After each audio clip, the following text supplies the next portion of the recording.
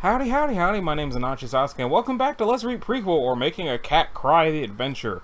I apologize for how long it's been since the last episode, but on the bright side, this update is for August the 23rd of 2014, and it is currently August the 21st of 2019, so I was super close to being 5 years to the day from when this happened. I didn't do that on purpose, but summer has just been awful, and then it was okay again, and then I took a week off, and then it was terrible again.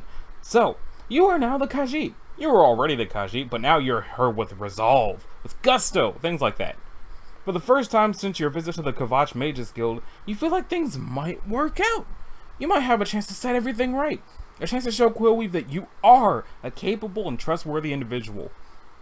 Sure, it'll be dangerous, and you might mess up a little more along the way, but if there's a chance things will work out, a chance that Kadia Manigan can take control of this situation, then you're going to chase it with everything you've got. And you've got a lot right now, you think. Red Kitty Fox wrote, you know that you might have broken the string of what held the Amulet of Silence, right? Shouldn't you go ahead and try fixing it? Look, we've been over this. The amulet has a drama clasp. When you give it a dramatic tug, it just comes undone. Then you click it back together again, and it's good to go. Seriously, if this had a normal clasp, you would have broken the chain at least a dozen times by now. Skyward Strike wrote, sorry to dampen the mood, but how is this magic going to help you explain to Quillweave about how you screwed up everything? The magic isn't going to help you explain to Quillweave about how you screwed everything up, because after tonight is over, you won't have screwed anything up. You motion for your assistant to hand you a pointer. There is no assistant, that was telekinesis. Quillweave is counting on you to bring back a package from her friend at the bookstore. That package happens to be currently in the possession of a wealthy evil sorceress with a lifetime supply of mind control pheromones.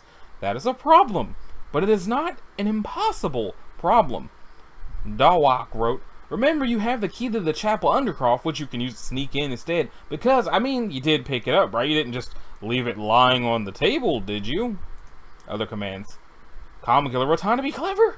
You're still really limited in your range of options, so you're going to have to get really creative in your witch hunting. Flying Total wrote, Kadia, before you go running to take down Sigrid, think of a plan. First, you might want to find something to plug up your nose and stop that bug musk perfume from taking control of you again. Some napkins might work. You have the key to the chapel undercroft. You didn't want to take the key, but it was shiny, laying right on the table. Another Khajiit was watching you. It was a whole thing. Point is, you have it now. If Sigrid's maybe lackey is to be believed, which is still up in the air at this point, the Undercroft has a secret passage to the Mages Guild. You could use that password to break in, retrieve Quillweave's package and anything else you want, and get out. Technically, wouldn't even be stealing since Sigrid is a total bitch. Platonic.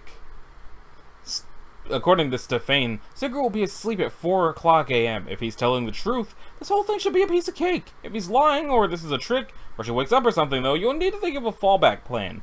A mask might protect you from her pheromones, or telekinesis might be enough to protect you from her magic, but your best option is still to remain hidden and get out unseen, if you can.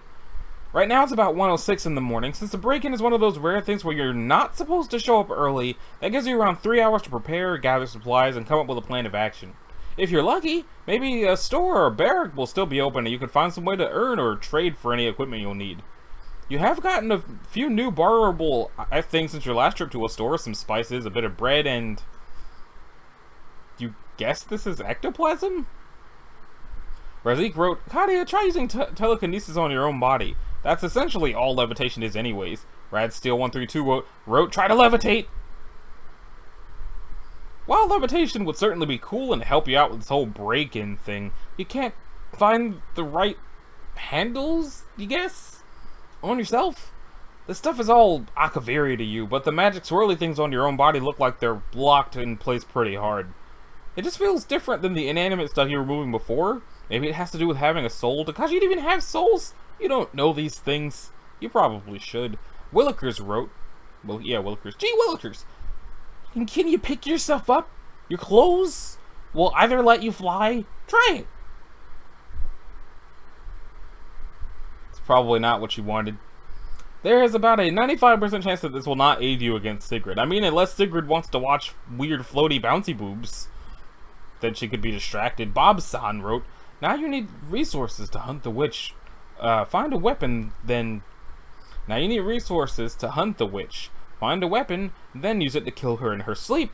Or put your silence magic amulet around her neck, tie her up, gag her, ransack the place for evidence, steal a sack full of gold for yourself, and turn her into the authorities. Yeah, like you said, you'd rather avoid an actual confrontation, magic-absorbing Atronach or no. You're not ready to go toe-to-claw-toe with a guild-trained mage, let alone one who can charm people with their very presence. But you have been thinking about it, and if you can get in there while Sigrid is asleep, you'll have plenty of chances to indirectly cause her harm. You could take a bunch of her money, break all of her expensive stuff, or maybe even find some piece of evidence so incriminating that even her pheromones will be able to protect her from the law. You're a witch hunter. You'll find some way to put Sigrid where she belongs, but your top priority is still to get Quilvy's package and get out alive. You know, do something right for once. For now, though, you have to break in to prepare for. L27 wrote, now that you've learned some tricks, recheck the quest log. You actually kind of been disregarding your quest log and adding whatever came to mind. You should probably ignore it and just do one of those things you mentioned above. How do you make a snow weapon? Wow, that's a jump from August 23rd to September 18th. Okay, then. Sakugami wrote, create a magical snow weaponry and armor to fight with. Make a snow weapon fell out of the box. If you're going to do that, you have a very limited window of time. You should have probably just ignored it. Where did her clothes go? Why does she need to take off her clothes to make a snow weapon? Some random dude wrote, no, young lady, you're not going to just ignore that quest log. It is a very important and useful tool for adventurers, and you're going to at least start to get a handle on that mess. Crimson Mage wrote, most of that stuff is pointless. Fun, maybe cool, but pointless. You can do that stuff whenever you want, but it shouldn't clog up your main objective, so let's start over. Your main objective is get the package from Sigrid. That comes first. You have the pure essentials for that, the key, and a plan. Scroll. Yes, this quest log could probably use some anything. For starters, a way to separate what you're actively doing from what you're vaguely considering. Active quests. Gather resources for break-in at 4 o'clock. Get package back from Sigrid. Did some more letters just fall out? Yep. Right, that should be enough to get you started. Eating wrote, you should try and find someone who's awake. Sorry, I probably should stop eating while talking. People are usually helpful. You're not sure how much you believe that anymore. Ever since you arrived in Cyrodiil, you've been looking all over for people who would be your silver arrow and offer you opportunities that would fix everything. But for every person you've met who was actually helpful, like Quillweave, Asotil, or the Ghost, there have been just as many who were only interested in your money or your possessions or your blood in the case of that one lady who was totally a vampire. And even if you put those two groups together, there's a lot less of them than people who just don't care. Innkeepers, merchants, even Stefane, who you're not even sure if you can trust, is at best using you to further his own agenda. As far as these people are concerned, you're just a tool. No, this time, you're going to stay in control. The world is your tool, and you're its tool-wielder person. No more wandering, no more begging. From now on, you're only going to be accepting help from people who genuinely have something you need. Tomo96000 wrote, find clothes that won't make much noise, e.g. lots of metal will clank. I don't think you would want to risk the noise or try to sneak in nude. Not much, but it helps. But hope it helps. Shadow426 wrote, try and find something to soften the bottoms of your feet so they're quieter. Nock wrote, you're no savage barbarian type anymore, Arcadia Manigan. You fight with finesse, solve problems with cunning, and see the world through the eyes of a witch hunter. I think it's time for a wardrobe update. Kagado23 wrote, we need a sweet thieves outfit for this, or at least a hood. Get new outfit. Stompy boots, clanky pauldrons, and slappy leather flaps aren't ideal thief wear. You need something that will actually help you stay hidden, not give you away. You mark it down on your list. Wisdom wrote, acquire some health and magicka potions. So, even if you can scrape up some money, potions are going to be a little outside your price range. They usually were even when you were growing up. Something as simple as a watered-down healing elixir costing over 50 septims. That invisibility potion Quillweave trusted you with probably cost her at least 200. But maybe you can find something that will work. Even some food with minor magical properties like you got from Sigrid or Lenka might help out. Anonymous wrote, I can't spot your lockpick. Do you still have it? Slash Kamei wrote, do you still have your lockpick? Jack wrote, make sure you still got your lockpick. Look, this is another thing we've been over. The lockpick is gone. You lost it when Sigrid confiscated all your... This should probably worry you more than it does. You're just used to it by now. You add the lockpick to your inventory list. I had it explained to me once that the reason that keeps coming up is in Oblivion, there's always one lockpick no matter how much stuff you actually have. I've not gotten far enough into Oblivion to come across it. I was intending on playing Oblivion after this comic ended, but I don't know when that's happening. So I don't mean on my YouTube channel either. I mean in general. I was going to play Oblivion in general. But anyway, see if any stores are open at 1 a.m. Luckily, it looks like the lady from the general store is awake. She doesn't seem too pleased about it. Hey! You call over to her. Are you open? She says it's like 1 in the morning. You point out that isn't an answer. She sighs and says, sure. Her bedroom still has stray amps squatting in it, and hardwood floor doesn't make a great sleeping surface, so you might as well stay open all night. Okay, you say, cool, thanks. Fungo wrote, go telekinesis fishing. Slaughterfish are the worst fish, but they still die if you leave them out of the water. Their scales are worth more than everything you have, and it would let you know if you can use telekinesis on living things. Some bread scraps and ectoplasm aren't going to sell for much. It might be enough for a shitty cloak and small dinner, but hardly a properly equipped break-in. With your new telekinesis, though, you might be able to take care of those slaughterfish. You could throw something at them or haul them up and instantly have a meaty dinner and some marketable slaughterfish scales. You've heard those sell well. Unclever Title wrote, so you've practiced defense with your telekinesis, let's try attack. That pointer looks mildly sharp. Try having your assistant fling it forth like an arrow.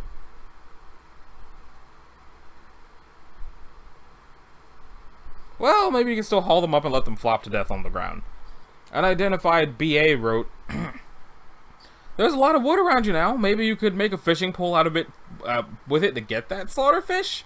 Using snow as bait because slaughterfish love water. That doesn't make any sense.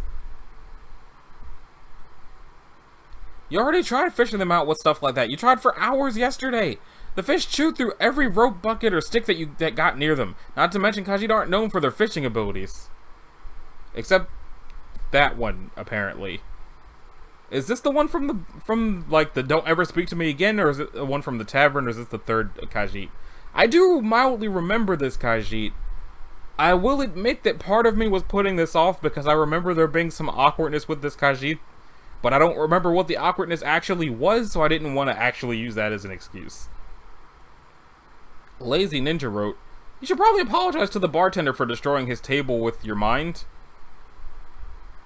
Unless he was wearing a binder or something in all your previous encounters, you are relatively certain this is not the bartender. You think? Rather than open your mouth, you're just going to assume this is a different Khajiit. Milaik wrote, say hello to the nice, completely non-threatening Khajiit. Might know a bit about how to improve your sneaking skills. So, hey, you point out. You can't but notice she has some slaughterfish there. The Khajiit nods. Speaking with a heavy accent, she tells you they were in the well. The guard captain saw them and offered a reward to anyone who took care of them. Oh, you say that's actually... You were trying to get them out yourself just yesterday. She neutrally comments that you did not succeed. You admit to her that you could have maybe done better. It looks like a harpoon works well. You tell her that you actually tried harpooning themselves, though your harpoon wasn't nearly as good as hers. Did it just cough up some of her harpoon? It was way better than that one, though. Obscurus wrote, ask if you can have the scales. And some food. Damien Grans wrote, be all like, you gonna eat that? The Khajiit doesn't say anything, so you continue.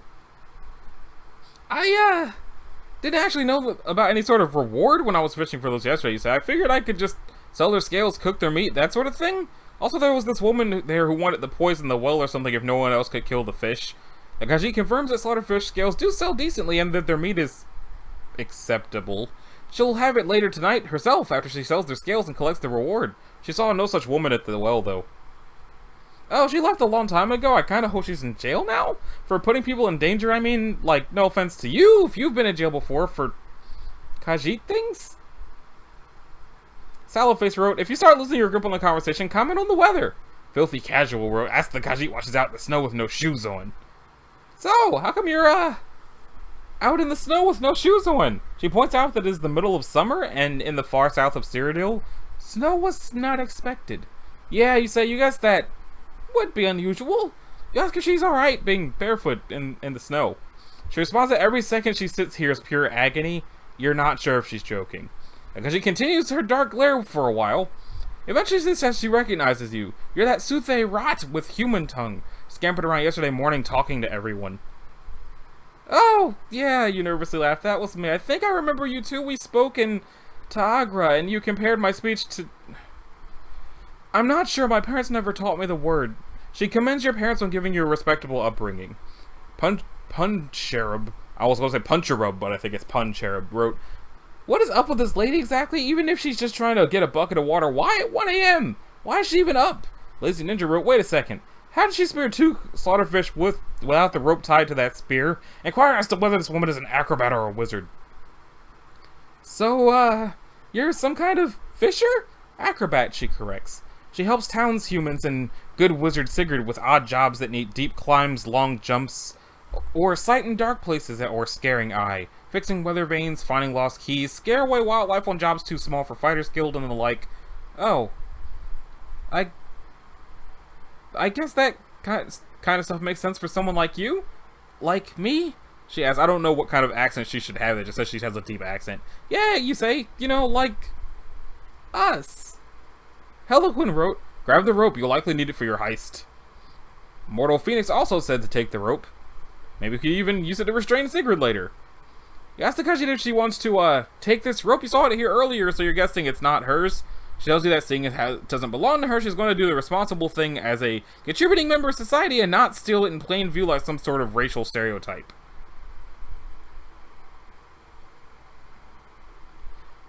You know what she's trying to say to you, but right now you're on a quest?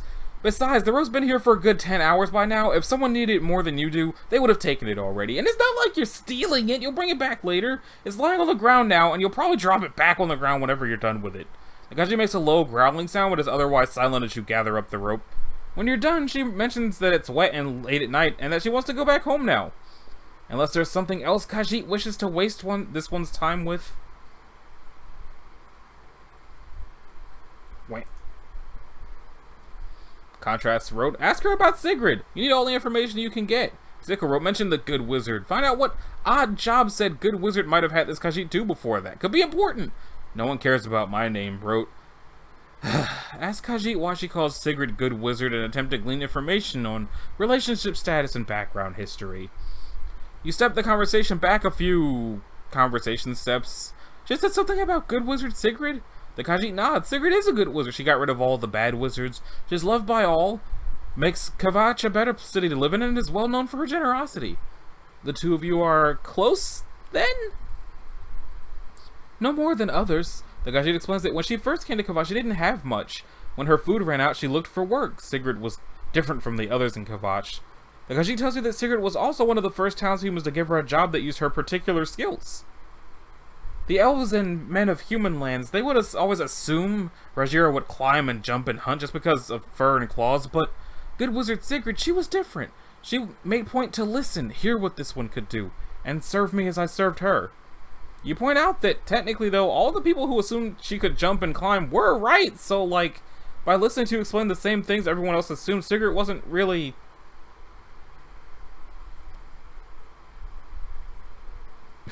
I'm being really super racist, aren't I? Yes, the Khajiit says, unerringly and without respite. You tell her that you're going to go now, she says that is probably for the best. Casual departure. Sergeant Mayhem wrote, try to take care of those imps. They're a pretty small threat to a town adventurer like yourself, and your natural spell resistance, dexterity, and fire magic should make quick work of them. Well, that excursion was a huge waste of time, such a huge waste of time that you didn't even get dinner. Or that didn't even get you dinner. Also, I'm not sure if it really counts as being hugely racist if they're both Khajiits and she's just making observations that are... It's not so much that she's being hugely racist as she's using common sense logic about how hugely racist everybody else was being. As is, it's looking like your best option will be seeing if the shopkeeper will pay you to help with those imps. Your last encounter with imps didn't go so well, but... Well, you think you've come a long way since then, especially when it comes to dealing with magic. You can imagine things are going a bit better this time? I have regrets. Or not. But on the other hand, you have better control over your fire powers now. Creative fuses leading to every house in the Kavash. You're realizing everything you do will be a lot simpler if you had discovered latent ice powers instead of fire.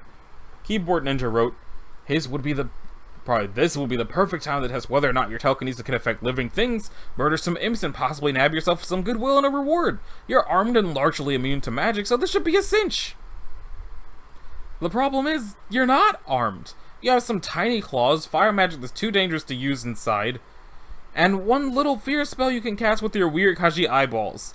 Imps, judging by your last experience with them, have larger claws as well as lightning magic they use at no risk to themselves. You need supplies for the break-in, but you also need to stay safe and not die in the time before it. Imps are dangerous magical creatures. If there was just one, you could scare it away, but if there are any more than that, you might not be able to. A bitey one wrote, it's dangerous to go alone, take her! Cider dramatic flashbacks. Did Cider go somewhere? TooRuffled.com. Acquire follower. And now it's November. Sanity wrote, oh hey, so her job and livelihood is basically being the town Khajiit, which certainly explains why she has been so standoffish bitchy towards you. It's doubtful one town has enough business to support two Khajiit whose basic skill sets can be surmised as is a Khajiit. Is 1 AM strike use a sensible time for a spot of spearfishing? No, that is a time that someone who was so worried about some stranger muscling in on her gig runs out into the snow without any shoes on, go spearfishing. Reassure her by casually mentioning that you will be leaving town soon, and also mention that before you go, you would like to take care of the imp job that the store lady has, but need a partner as it is too big a problem for one Khajiit alone. Scurry.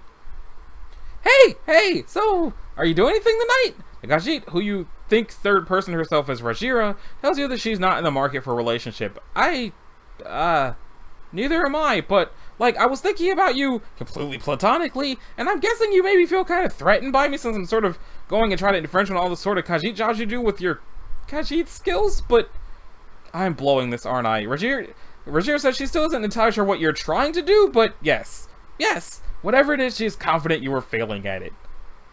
Imps! The shopkeeper has some imps in her attic that they're keeping her from getting to, like, half her store, and she probably pays someone to get rid of them. Were you planning to help her? Rajira says she's not a fighter. Imps and such are dangerous magical creatures. Job better left to the fighters. But what about us together? We could both do the scary Kaji eye thing, and you have this big pointy stick thing, and I can make telekinetic shields and stuff, and we could make a lot of money. We could totally take that job right out from under the fighter people's noses with our magic and Khajiit skills. I gravely dislike everything about you, Rajira says. Me too, you say, but we could both benefit from this. So what do you say? Imp fighting team and split the reward 50-50? 70-30, she says. Oh, that's... okay, yeah, that's probably more fair. Do we shake, or is there, like, some Khajiit thing we... Stop talking and shake with hand, then we go to store. Right, I'll meet you there and we'll do this thing. Yoda wrote, at risk of sounding extremely racist, she kinda looks exactly like you. Maybe a bit older. Yeah, it's pointless to beat around the bush. She looks exactly like you in every way. Mur wrote, she's awfully pretty. Thanks? You guess? Continue to store. Wow, it's January now. Just, despite how long it's been since the last episode of this, I'm going to leave this one off here. And then the next episode, whenever that happens to be, hopefully sooner than however long it's been, it'll be January of 2015 instead of August of 2014. If you liked it, a like and a subscribe will be groovy. If you didn't, you don't need to do either one of those things. I'm honestly a little surprised I remember my outro at this point. And I'll see y'all in the next one. Later.